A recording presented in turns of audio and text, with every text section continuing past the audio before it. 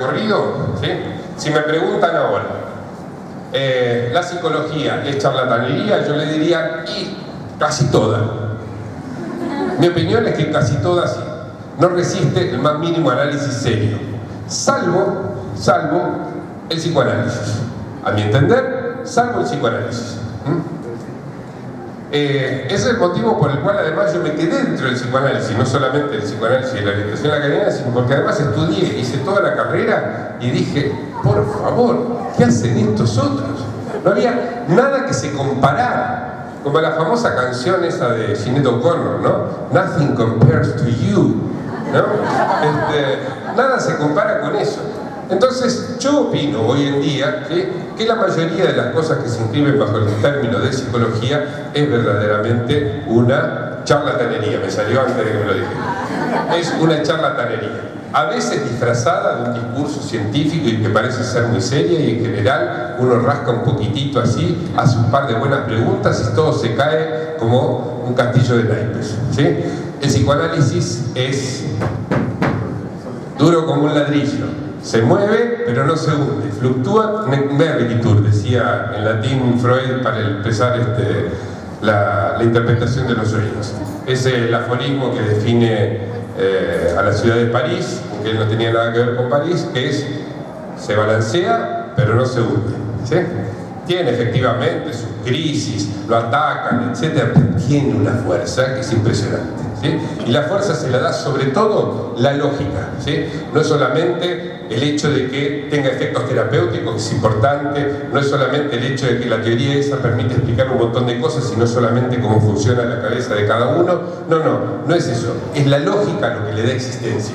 Y en ese sentido Lacan llevó las cosas bastante más a poner las cosas en negro sobre blanco de lo que lo había hecho Freud, porque Freud estaba muy metido todavía con la idea de que el psicoanálisis era una ciencia, ¿sí? El psicoanálisis de ninguna manera ni es una ciencia, ni puede aspirar a una ciencia, sino que lo peor que podría hacer es tratar de asimilarse a una ciencia, porque la ciencia, para que sea una ciencia que valga la pena, tiene que ser ciencia de lo universal. Y el psicoanálisis aspira, por el contrario, a lo que es propio de uno solo, a lo que no es universal. Entonces, a la ciencia lo que es de la ciencia, el psicoanálisis lo que es singular, ¿sí? Esa sería para mí la repartición. En particular comento porque antes de venir aquí a esta universidad estuve hurgando un poco en los programas de estudio, qué cosas se veían aquí, y me di cuenta de que aquí había digamos que la actividad que sostiene mi amigo Carlos es una especie de oasis en un mar, una isla, más bien sería la idea, una isla en un mar cognitivo-comportamental, ¿sí?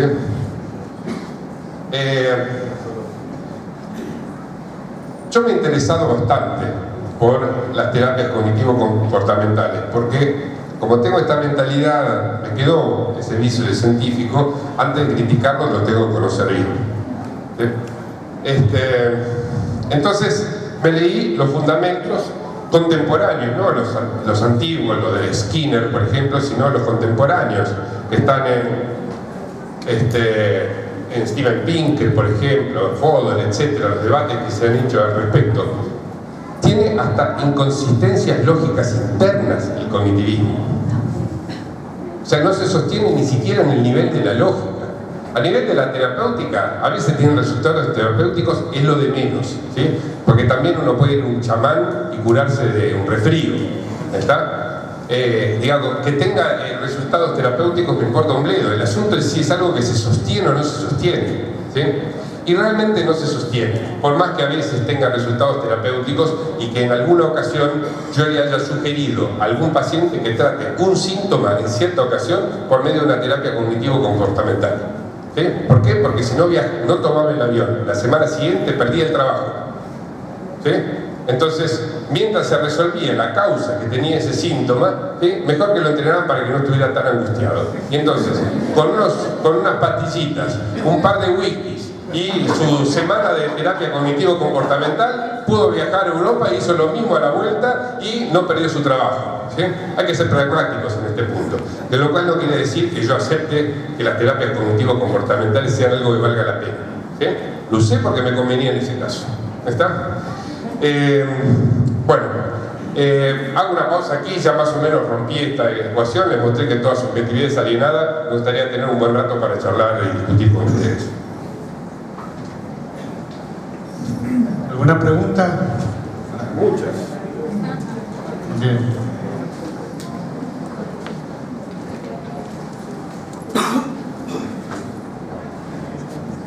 El síntoma se encontraría en la parte de lo singular.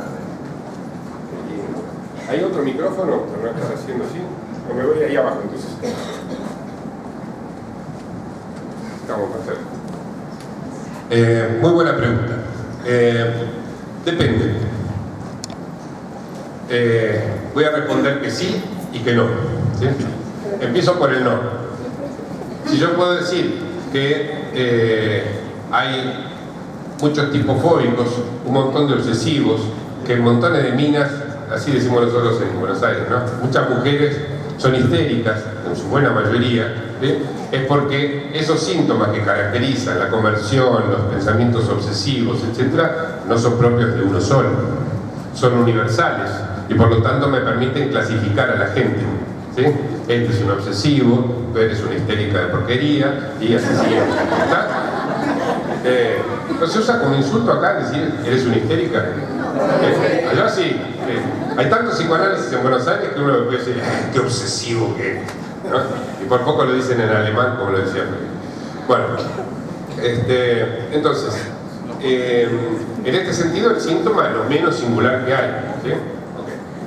Pero existe una concepción del síntoma que Lacan fue puliendo paso a paso en la última década de su vida más o menos, ¿sí? Que llegó a darle incluso un nombre ligeramente diferente, escrito de una manera un poco diferente a como se escribe en francés, que era la lengua que él hablaba, ¿sí? Hay una noción de síntoma, ¿sí? Que es esa. Él en francés lo llamaba symptôme, escrito con una T y una H, ¿sí? Esa noción de síntoma, por el contrario, ¿sí? Define la singularidad, la última teoría de Lacan, ¿sí? O sea que el symptôme es de uno solo, ¿sí? Entonces se puede hablar, por ejemplo, del symptôme de Joyce, que es el tema del seminario 23 de Lacan, ¿sí? Para que se den una idea, estamos a la altura del año 76, más o menos, y Lacan se muere en el 81, así que ven que estamos al final de su enseñanza. Bueno, él ubica lo singular en ese síntoma medio extraño, digamos, pero se puede hablar del symptôme de Joyce, del symptôme mío, del symptôme tuyo, son todos diferentes, porque el symptôme es lo más singular que hay, lo dice textualmente Lacan, entre el seminario 22 y el 23, ¿sí? El symptôme es lo más singular que hay. Bueno. Así que por eso te decía, te respondo que no y que sí. Depende de qué sentido demos al síntoma. Si es en el sentido psiquiátrico que heredó el psicoanálisis y donde surgieron las grandes estructuras clínicas que manejamos hoy en día, neurosis, psicosis y perversión, por ejemplo, los síntomas característicos de cada una de esas estructuras clínicas obviamente no son singulares, ¿está? Son universales, ¿sí? Que no quiere decir que todos sean así, sino que se acuerdan, universal quería decir es de más de uno, ¿está? Entonces, más de uno es fóbico, más de uno es psicótico, más de uno es perverso, más de uno es histérico, más de uno es esto, lo otro, ¿está? En cambio, symptôme, yo tengo el mío, tú tendrás el tuyo y ella tendrá el suyo, ¿está? ¿Qué más? Ecuación, persona y personalidad podrían entrar. ¿Persona y personalidad? No, personalidad sí como sinónimo de singularidad en la época de la tesis de psiquiatría de Lacan. Persona no. Sí. Para que escuchen los demás. Me queda mucho la duda de dónde ubicar el inconsciente, en tanto, por ejemplo, como lo manejaba Freud, como lo más propio del sujeto, pero también me parece que lo singular como el núcleo del ser también lo maneja. ¿Cuál sería más o menos dentro de este matema que está aquí fabricando? ¿Dónde estaría ubicado el inconsciente? Bueno, son preguntas mucho mejores de las que me esperaba, buenísimo. Sí, Bueno, hay un debate Freud-Lacan al respecto, ¿sí? En términos de Freud, hay incluso una inestabilidad conceptual. Por un lado, Freud dice clarísimamente que ese kern, ese núcleo del ser, es inconsciente, no cambió nunca en su vida, ¿sí? Y al mismo tiempo, el propio Freud pudo sacar las leyes de lo que el inconsciente tiene de universal. El capítulo 6 y 7 de la interpretación de los sueños dicen todo lo que el inconsciente tiene universal, los símbolos que son de más de uno, ¿no? En fin. Entonces, en el propio Freud hay una inestabilidad que tiene que ver con el hecho de que él no sabía lo que era una estructura, no tenía a mano la noción de estructura y apelaba a cosas dinámicas, en fin, distintas cuestiones. Responder que, como es debido a esta pregunta, me llevaría bastante tiempo, pero voy a tratar de mejorar un poco el target de la respuesta, ¿sí? El inconsciente, entonces, en Freud, si lo ubico dentro del universal o lo ubico dentro del singular, es un poco complicado. En verdad, el inconsciente en Freud nunca fue algo homogéneo. Entonces ahí podemos decir, una parte del inconsciente, ¿sí?, tal vez sea universal, ¿sí?, que era la parte que, por ejemplo, estudiaba Jung, ¿sí?, la del inconsciente colectivo, los arquetipos, ¿no?, los símbolos universales, y por otra parte un inconsciente que es propio de cada uno, ¿sí? Dicen que Freud resumía esto diciendo que en un sueño un cigarro puede representar un pene, pero también un cigarro. ¿Ok? ¿Esto qué quiere decir? Que a veces hay que entender el símbolo como universal y otras veces no. ¿Está? Entonces que hay símbolos que son propios de uno solo. Entonces el inconsciente siempre tendría esta especie de anfibología, ¿no? Un inconsciente que es común, un inconsciente que tiene leyes universales, un inconsciente que es propio de mí y de nadie más que yo. ¿Está? Bueno, en Lacan, ¿sí?, también, ¿sí? En Lacan, el seminario 9 lo muestra bastante bien, cuando estudia la estructura del aparato psíquico, digamos, qué relaciones entre el preconsciente, el inconsciente y el lenguaje, ¿sí?, hace una crítica a lo que dice Freud y saca a relucir esta misma cuestión, ¿sí? De hecho, a Lacan nunca le gustó la noción de inconsciente, empezando porque es un término que empieza con una partícula negativa, y las definiciones negativas siempre tienen montones de problemas. Terminó proponiendo diferentes definiciones, términos, estructuras diferentes, o sea, no le gustó para nada lo del inconsciente, ¿sí? Pero, en definitiva, el último Lacan, ya que hice referencia al Santón, voy a hablar de lo que viene en el lugar del inconsciente, la última enseñanza de Lacan, es una especie de colección de equívocos, ¿sí?, que son propios de la lengua, pero que cada uno se puede apropiar o no. Entonces ahí vuelve a aparecer un pie en la lengua compartida, pero algo que tiene que ver con la decisión de cada uno de tomar o no tomar algo de eso, ¿está? Entonces, un poco sí, un poco no, ¿está? Ahí avancé un poquito más en la respuesta.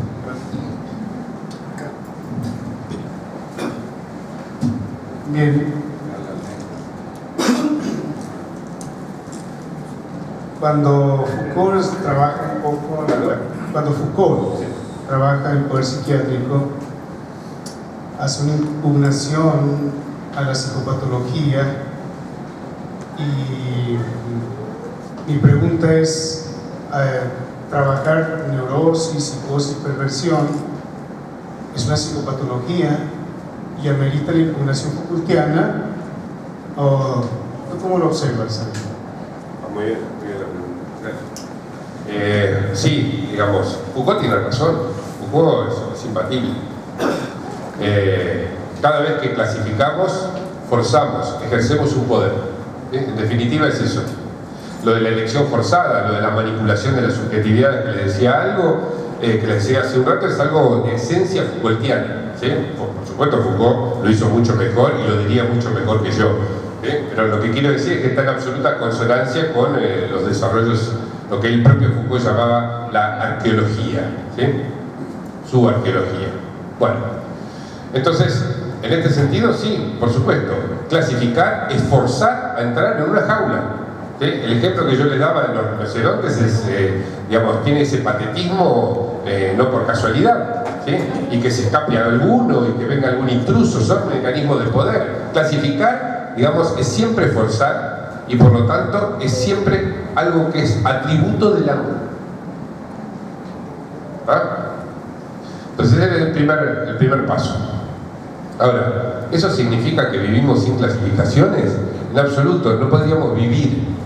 Digamos, no podríamos vivir sin creer que los conceptos abarcan más o menos ciertas cosas, ¿sí? Si no, entraríamos en hágase la luz, dijo Dios. Y el albañil, sobre todo si es mexicano, le dice, oye, chamaco, ¿de qué luz estás hablando? ¿Es una luz dicroica? ¿Me sale el tono? ¿Es una luz dicroica o quieres que sea una luz ultravioleta? ¿O de qué luz?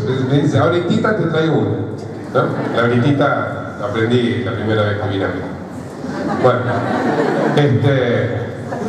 entonces, digamos, tiene que funcionar la clasificación como si fuera un lenguaje codificado, sin equívocos. Es decir, olvidarse de la naturaleza significante, olvidarse de que alguien tome la palabra y que tenga un proceso de enunciación, ¿sí? Entonces, ahí ya está el forzamiento, ¿sí? Si viene alguien, viene tú, que me estás mirando, más o menos a ver, ¿sí? Elegí a ti, no sé, porque estás ahí junto a mí, ¿sí? Tú vienes a un servicio hospitalario, ¿sí? Y yo estoy del otro lado casualmente, digamos, podía haber sido al revés, digamos, yo estar de un lado y tú del otro del escritorio, pero nos tocó así, tú vienes y yo estaba esperando dentro del hospital, ¿no? Entonces, hay una primera elección, ¿sí?, que yo debo hacer antes de que abras la boca, que es, si yo te voy a tomar como un individuo que forma parte de la especie animal llamada Homo sapiens y que eventualmente tendrá un desarreglo en su salud, algún síntoma que estará localizado en alguna parte del cuerpo o de la mente, entendida como algo que está ubicado en el cerebro y que por lo tanto yo deberé curar basándome en protocolos universalizables que estudie la ciencia, o bien te voy a escuchar, voy a esperar que toma de palabra defina lo que te hace único y a partir de allí esperaré que tú hagas tu propio diagnóstico de dónde es que te duele la vida, ¿sí? A mí la vida me duele en las relaciones de pareja, a mí la vida me duele cada vez que tengo que hacer un examen, me duele la vida cada vez que me voy de viaje, ¿sí? Tú haces tu diagnóstico, no yo. Entonces, esa primera elección de quién hace el diagnóstico, ¿sí?, define relaciones absolutamente diferentes. Si yo te diagnostico a ti, si yo te psicopatologizo, inventé un verbo que viene bien para esto, si te psicopatologizo, yo ejerzo un mecanismo de poder en el sentido Foucaultiano del término. Y a partir de allí podré hacer manipulaciones biopolíticas, para usar el término correcto, ¿sí?, que estarán en función de la alianza estratégica entre la tecnología farmacológica, el discurso capitalista y los intereses creados en la política. ¿Está? Foucault, maestro, nos dijo cómo sucede eso y cómo sucede incluso en el nivel más microscópico. Ni siquiera tengo que irme al Estado. Cómo sucede en un grupito de 2 o 3 personas. Divino, ¿sí? Aprendemos un montón. Pero eso depende de que yo no te deje tomar la palabra, sino que te psicopatologice, ¿sí?, te diagnostique, te clasifique en última instancia, ¿sí? Si a la inversa te dejo tomar la palabra, ¿sí?, y tú me dices cuál es tu diagnóstico, no te estoy violentando. Más bien, me dejo llevar como deben hacer las mujeres en el tango.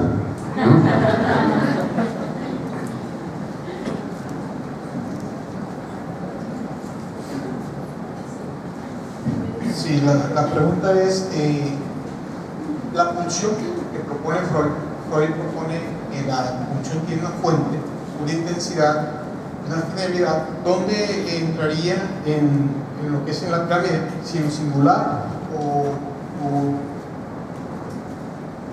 Sí, es una pregunta que en algún sentido tiene una respuesta paralela a la que me hizo, ¿cómo es tu nombre?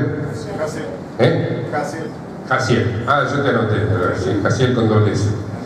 Es muy paralela a esa. Yo en algún sentido, ¿sí?, puedo decir, las pulsiones me permiten clasificar los individuos, ¿sí? Hay individuos orales, individuos anales, de hecho Freud lo hizo, carácter y erotismo anal, un texto de la primera década, ¿sí? Es decir, hay personas cuya pulsión dominante está lo cual, ¿sí? Puedo generalizar y hacer clasificaciones más finas, etcétera, es decir, que la pulsión es cosa si en última instancia depende de zonas erógenas, y zonas erógenas tantas no hay, digo, hay un conjunto más o menos, digamos, depende, está bien, hay goces a veces muy, muy peculiares de algunos, qué sé yo, raros, no sé, qué sé yo, hay necrófilos, a los que les gusta tener relaciones sexuales con cadáveres, pero no son la mayoría, digamos, de todos modos hay más de uno, ¿sí? Hay una categoría que es la necrofilia, ¿sí? Bueno, muy bien, son goces, son modos de gozar, ¿sí? Bueno, uno puede, digamos, durante bastante tiempo Lacan creyó, ¿sí?, que a partir del goce entendido como satisfacción de una pulsión, ¿sí?, se podía encontrar lo singular, ¿sí?, que no estaba en la pulsión sino en la satisfacción que se extraía de la pulsión, ¿sí? Hizo muchos intentos y finalmente se dio cuenta de que no, ¿sí? Es decir que, en definitiva, tanto Freud, ¿sí?, como Lacan terminan diciendo que la pulsión siempre tiene un componente esencialmente universal, ¿sí? Y el aspecto singular que tiene que ver con el objeto A, perdón por el término técnico, pero digamos la parte, el núcleo elaborable del goce, como lo llama Lacan, él durante cerca de 10 años pensó que ahí estaba lo singular y terminó dándose cuenta de que no, ¿sí? O sea que apostó a que ahí estaba lo singular y, a mi entender, reconoció finalmente su propio error.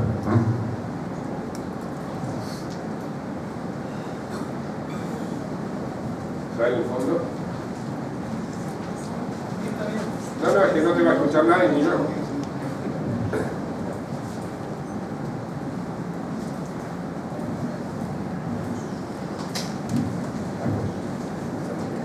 Sí, es una pregunta o una opinión dado a su formación, ¿no? Porque me resulta muy interesante, formación de físico y de psicoanalista. Con respecto a una pregunta que tengo desde hace muchos años y usted me la va a poder aclarar por su misma disociación que puede darse como físico y psicoanalista, en torno al texto de Sokal, el de Imposturas Intelectuales, que pone el dedo en la llaga en esto que he estado hablando sobre la ciencia sí, en torno a las imposturas intelectuales.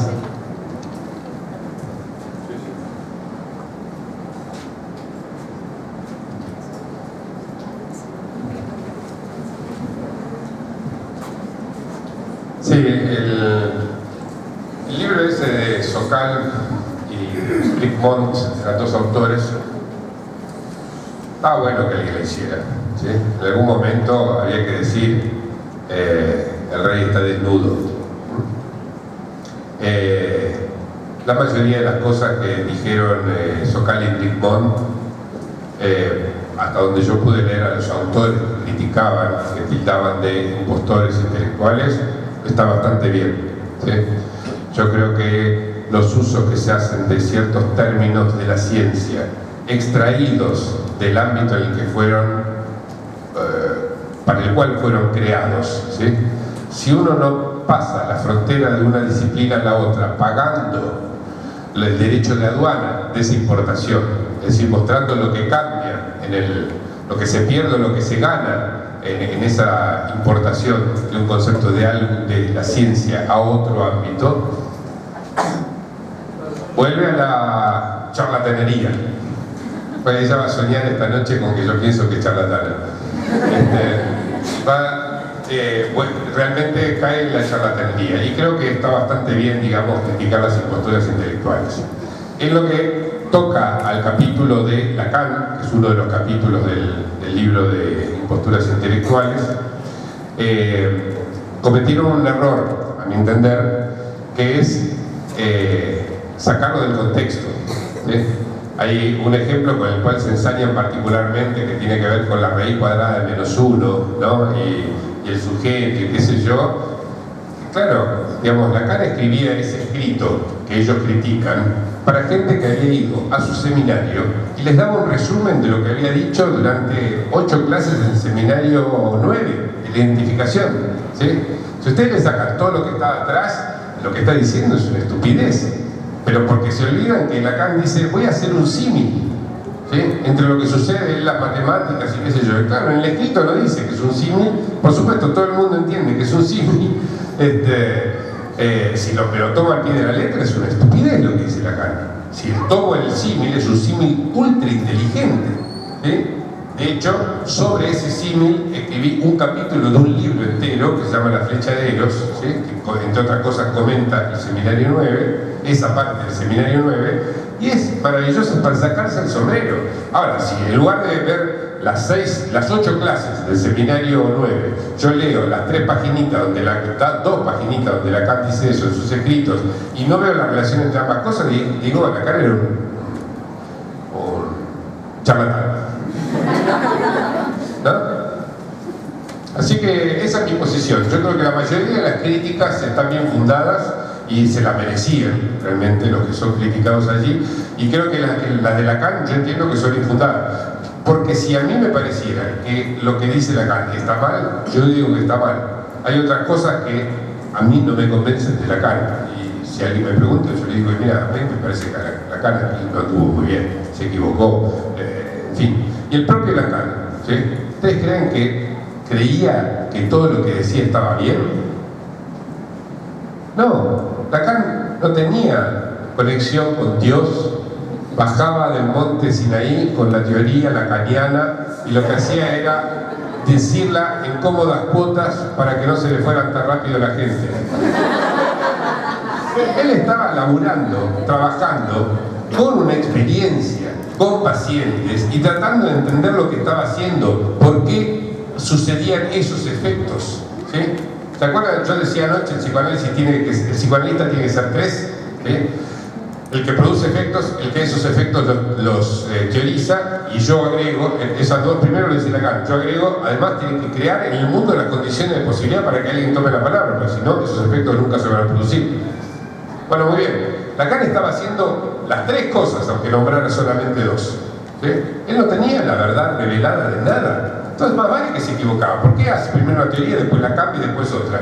Rudinesco, que es su biógrafa, que lo odia a Lacan hasta la actualidad, es un odio, un resentimiento terrible, ¿sí?, piensa que lo hacía por afán de gloria, que quería a Lacan ser un tipo original que siempre hacía teorías nuevas como para que nunca nadie pudiera decir yo domino Lacan y yo lo entiendo. Al revés, si uno lee realmente los seminarios de Lacan, se da cuenta que la posición de Lacan era al revés. Era, por favor, discútanme algo, ¿sí?, no me dejen solo, ¿sí?, critíquenme algo. Entonces cuando alguien venía y le hacía una pregunta y le decía, no, mire, usted acá puso mal este matema porque en la clase anterior usted lo había puesto al revés. Gracias, decía, gracias. De hecho, así fue como Miller lo sedujo a Lacan, criticándolo.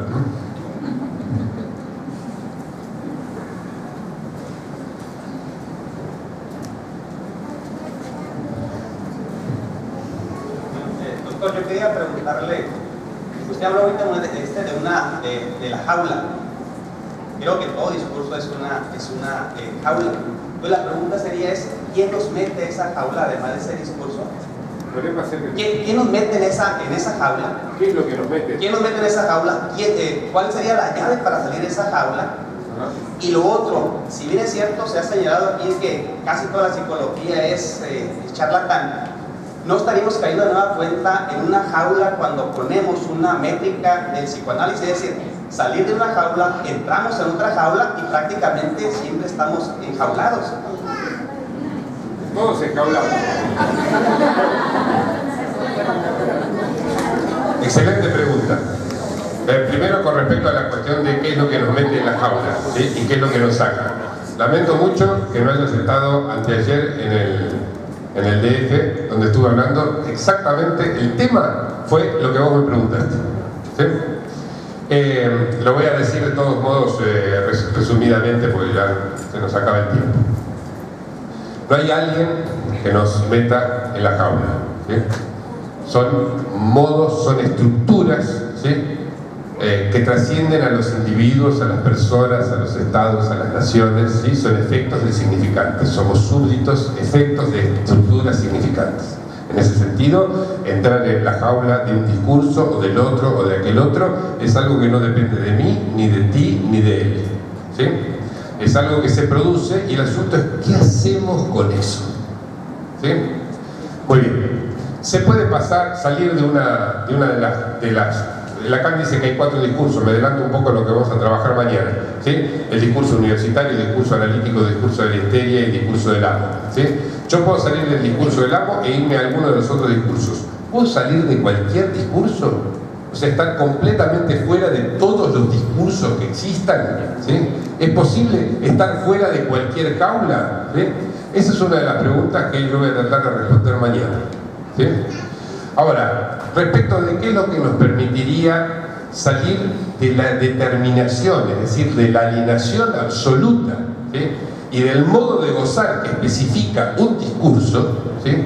Ahí sí hay una fórmula, ¿sí? Que es la que daba el título de mi charla en el DF, volver al deseo, ¿sí? Porque esas estructuras discursivas lo que determinan son modos de gozar estandarizados, ¿sí? Volver al deseo es volver a ese núcleo del ser, ¿sí? Para eso a veces es necesario un trayecto analítico. Pero bueno, respuesta hiper apretada porque hablé 1 hora y media para responder a esa pregunta que es excelente.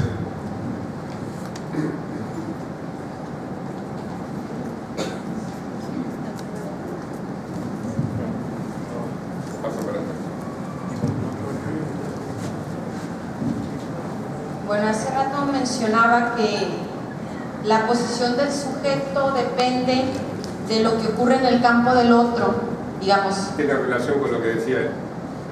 ¿Qué pasa en ese sentido en la relación analítica? ¿En qué se convierte el analista para el sujeto que acude ahí? Porque bueno, aparecen otras posibilidades, una posibilidad de asumir una posición distinta. Entonces, ¿en qué se convierte el analista para el sujeto que acude a análisis? Dada la hora y el hecho de que de eso me voy a ocupar mañana, solo punteo una relación, un principio de respuesta, ¿sí? El lugar del analista, ¿sí? Es distinto según el discurso del que se trata. Yo puedo definir un lugar del analista en el discurso analítico, en el discurso del amo, en el discurso de la histeria, y en los 4 discursos puedo definir cuál es el lugar del analista, qué hace el analista en cada ocasión, qué hace el sujeto con el analista en cada ocasión. Son modos estandarizados, porque son universalizables, son estructuras generales, genéticas, ¿sí? Que definen estilos de lazos y modos de gozar. Pero ese va a ser tema de todo lo que vamos a discutir mañana, ¿sí? Si querés, más o menos por la mitad, cuando hagamos el intervalo de lo de mañana a la mañana, recordame la pregunta por si me olvidé de responderla y la retomo ahí, ¿sí? No sé si esto del yo es la jaula de las ilusiones. ¿Qué? El yo es la jaula de las ilusiones, esta expresión. Con respecto a la jaula, no sé si fue Freud el que dijo el yo es la jaula de las ilusiones.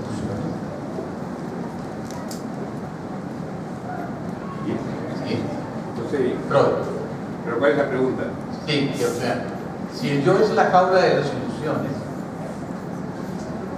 será porque es la teología de la libre empresa, según la que... No sé qué responder.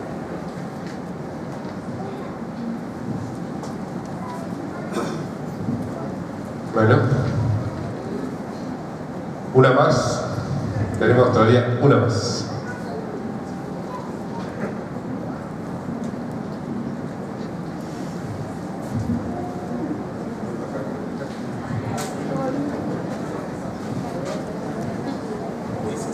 Me fue entregado la respuesta que dio a la pregunta que se hicieron. Y de nueva cuenta regreso. En lo que es el ser y el deseo, como parte primigenia, no es en ese caso buscar la unidad que siempre hemos estado buscando, es decir, el origen, buscar lo que es, digamos, de dónde venimos, que son las preguntas universales de todos los tiempos. Es decir, el deseo como tal es el ser, el deseo, y que el deseo no es definible.